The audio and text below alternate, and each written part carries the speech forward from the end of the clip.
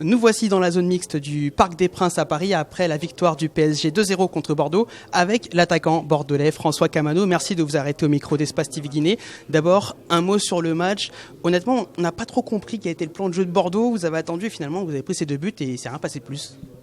Ben écoute, c'est les tournants du match.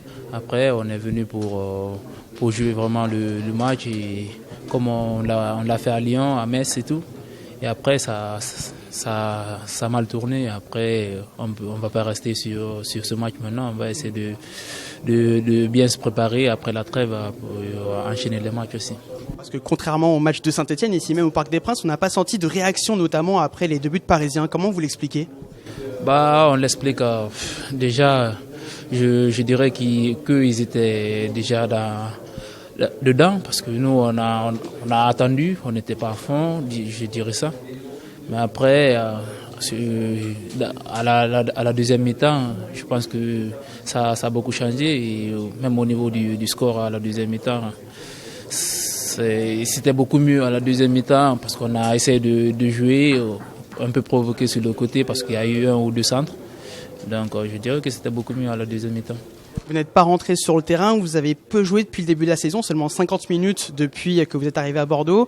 C'est pas un peu frustrant finalement par rapport à vos ambitions peut-être au départ en arrivant en Gironde ? Un peu frustré, oui, je dirais un peu frustré, mais après, moi, je sais que tôt ou tard, c'est-à-dire je continue mon boulot comme je le fais. Et après, le temps de jeu, je sais que ça va venir avec le temps et je ne suis pas inquiet pour ça.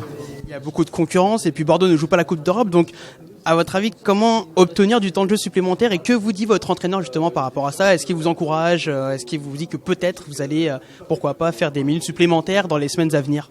De toute façon, c'est à l'entraînement. J'essaie de tout donner à l'entraînement. Et après, je sais que je dois encore rehausser mon niveau de jeu. Et après, ça va venir tout seul. Je sais que dès que ça, il me donnera la chance de commencer un match un jour. Et ça sera à moi de prouver que vraiment je mérite de jouer. Et après, ça va aller tout seul. Pour terminer, le Sili donc qui va jouer un match très important en Tunisie la semaine prochaine. Comment vous abordez cette rencontre ? Après, la sélection et le club font 2. Mais après, on part avec un état d'esprit qui est déjà bien. Parce que avec le dernier match qu'on a opéré face au Zimbabwe, ça s'est plutôt bien passé. Et après, le groupe vit bien déjà. On va pour préparer le match sur Paris et partir en Tunisie pour faire un beau match et essayer de grappiller quelques points. Ma dernière question, qu'est-ce qu'il faut changer ? On a vu ce qui s'est passé pour la CAN et cette élimination dans un groupe quand même abordable pour la Guinée. Qu'est-ce qu'il faut changer pour espérer, pourquoi pas, une qualification de la Guinée à la Coupe du Monde 2018 ? Pas grand-chose déjà. Au début, pour les qualifs de la CAN, il y avait assez de problèmes déjà au niveau de la fédération et un peu même au niveau du coach et certains joueurs qui se sont pas présentés lors des dernières sélections et tout.